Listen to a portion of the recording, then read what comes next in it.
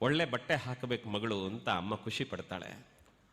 ಆದರೆ ಎಷ್ಟೋ ಜನ ತಾಯಂದಿರು ಎಲ್ಲೆಲ್ಲೋ ದುಡಿತಾರೆ. ನಾವಿವತ್ತು ಹೋಟೆಲಿಗೆ ಹೋದರೂ ಕೂಡ ಎಲ್ಲೋ ತಟ್ಟೆ ತೆಗಿತಾಳಲ್ಲ, ತಟ್ಟೆ ತೆಗೆದು ತೊಳೆದಿಟ್ಟು ಬರ್ತಾಳಲ್ಲ, ಅಂಥವರಿಗೆ ನಾವು ದುಡ್ಡು ಕೊಟ್ಟು ಬಂದಿರ್ತೇವೆ. ಯಾಕೆ ಗೊತ್ತಾ? ನಮ್ಮ ದೊಡ್ಡಸ್ತಿಕೆಗಲ್ಲ ಅದು. ಆ ತಾಯಿ ಆ ಹೋಟ್ಲಲ್ಲಿ ಬಂದು ಕೆಲಸ ಮಾಡ್ತಾ ಸಾವಿರಾರು ಜನ ತಿಂದು ಹೋದ ತಟ್ಟೆ ತೊಳಿತಾಳಲ್ಲ, ಯಾಕೆ ಗೊತ್ತಾ? ಅವಳಿಗೋಸ್ಕರ ಅಲ್ಲ, ಮನೆಯಲ್ಲಿ ಮಕ್ಕಳು ಕಾಯ್ತಾರೆ ಅನ್ನೋ ಕಾರಣಕ್ಕೆ, ಜೀವನಕ್ಕೊಂದು ದಾರಿ ಬೇಕು ಅನ್ನೋ ಕಾರಣಕ್ಕೆ. ತನಗಿಲ್ದಿದ್ರೇನು ತನ್ನ ಹರದ ಬಟ್ಟೆಯನ್ನು ಮುಚ್ಚಿಕೊಂಡು ತನ್ನ ಮಗಳಿಗೆ ಒಳ್ಳೆ ಬಟ್ಟೆ ಕೊಡಬೇಕು ಅಂತ ವರ್ಷಕ್ಕೆ 1 ಗ್ರಾಮ್ 2 ಗ್ರಾಮ್ ಚಿನ್ನ ತೆಗೆದೋಡರಿದ್ದಾರೆ. ಯಾಕೆ? ನನ್ನ ಮಗಳಿಗೆ ವರ್ಷ 18-20 ಆಗುವಾಗ ಮದುವೆಗೊಂದು ಏನಾದರೂ ಆದೀತಲ್ಲ ಅಂತ. ಎಲ್ಲಾದರೂ ನಡುವೆ ನಾವು ದಾರಿ ತಪ್ಪಿದೇವಾದರೆ ಆ ಅಮ್ಮ ನಾವು ಪುಟ್ಟ ಮಗುವಾಗಿದ್ದಲ್ಲಿಂದ ಹಿಡಿದು ಇಲ್ಲಿವರೆಗೆ ನಮ್ಮ ಕಾಳಜಿ ನೆನಪು ಮಾಡ್ಕೊಂಡು ಬಂದಲ್ಲ, ಏನು ಕೊಟ್ಟೆವು ನಾವು ಅವಳಿಗೆ? ನೀವು ಕೇಳಿ, ಹೆಣ್ಣುಮಕ್ಕಳು ನಿಮ್ಮ ಮನೇಲಿ ನಿಮ್ಮ ಅಮ್ಮನನ್ನು ಕೇಳಿ, ಅಮ್ಮ ನೀನು ತುಂಬ ಚಿನ್ನ ಉಂಟಲ್ಲ ನನಗೆ ಅಂತ ಕೇಳಿದರೆ ಅಮ್ಮ ಏನು ಹೇಳ್ತಾರೆ ಗೊತ್ತಾ? ಇರಲಿ ಮಗ, ನಾನು ಇರುವ ತನಕಲ್ಲ, ನಾನು ಸತ್ತ ಮೇಲೆ ನಿನಗೆ ಅಲ್ವಾ ಅಂತಾಳೆ. ಯೋಚನೆ ಮಾಡಿ. ಯಾಕೆ? ನನ್ನ ಬದುಕಿನ ಏನು ಸಂಪಾದನೆ ಮಾಡಿದ್ರು ಮಗಳೇ ಅದು ನಿನಗಮ್ಮ, ನನಗೆ ಯಾಕೆ? ಇಂತಹ ತ್ಯಾಗದೊಂದಿಗೆ ನಿಮಗೆ ಬದುಕು ಕೊಡುವ ನಿಮ್ಮ ಅಮ್ಮನ ಬಗ್ಗೆ ನಿಮಗೆ ನೆನಪಾಗದೆ ಹೋದರೆ ಅದಕ್ಕಿಂತ ದೊಡ್ಡ ಕೃತಜ್ಞತೆ ಏನಿದೆ ಮಕ್ಕಳೇ?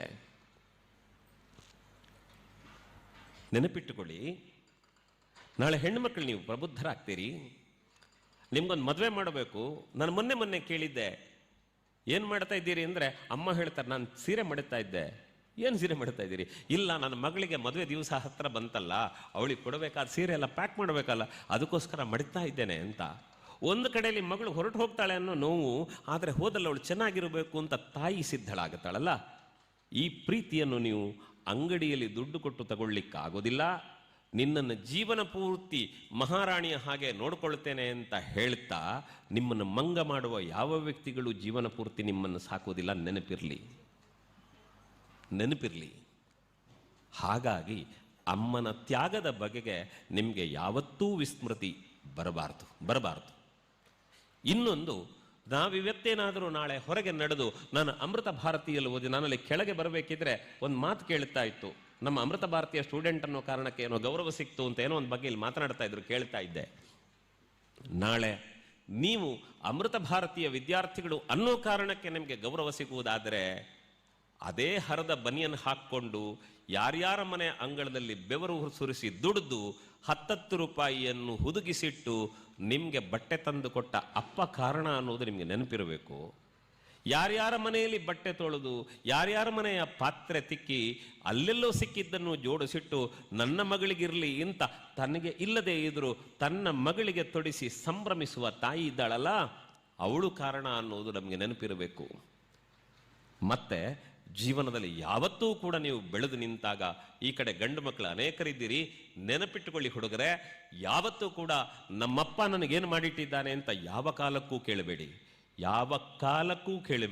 ಯಾಕೆ ಗೊತ್ತಾ?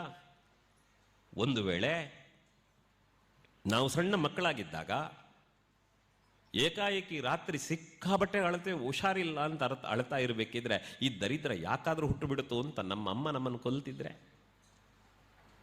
ಇಲ್ಲ ಅಮ್ಮ ಎಲ್ಲೋ ಸಂದರ್ಭದಲ್ಲಿ ಹೊರಟಿರ್ತಾಳೆ, ಅವಳ ಮೈ ಮೇಲೆ ಮಲಮೂತ್ರ ವಿಸರ್ಜನೆ ಮಾಡಿಬಿಟ್ರೆ ಇದೆಲ್ಲೋ ಹಾಳು ಮಾಡಿಬಿಡುತ್ತೋ ಅನ್ನೋ ಕಾರಣಕ್ಕೆ ನಮ್ಮ ಅಪ್ಪ ಕೊಲ್ತಿದ್ರೆ ಇವತ್ತು ನಾವಿರ್ತಿರ್ಲಿಲ್ಲ. ನಮಗೆ ಬದುಕು ಕೊಟ್ಟದು ಅಪ್ಪ ಅಮ್ಮ ಅಂತ ನೆನಪು ಮಾಡಿಕೊಳ್ಳಿ. ಬದುಕು ಕೊಟ್ಟವರು ಅಪ್ಪ ಅಮ್ಮ ಅನ್ನೋದು ನೆನಪಿರಲಿ. ಹಾಗಾಗಿ ನಮ್ಮನ್ನು ಉಳಿಸಿದ್ದಾರೆ, ನಮ್ಮ ಕೈಕಾಲು ಸರಿ ಇದೆ, ನಮ್ಮ ಕಣ್ಣು ಸರಿ ಇದೆ, ಬುದ್ಧಿ ಸರಿ ಇದೆ ಅಂದಮೇಲೆ ಇನ್ನು ನಮ್ಗೆ ಅಪ್ಪ ಅಮ್ಮ ಏನು ಕೊಟ್ಟಿದ್ದಾರೆ ಅಂತ ಕೇಳಬೇಡಿ.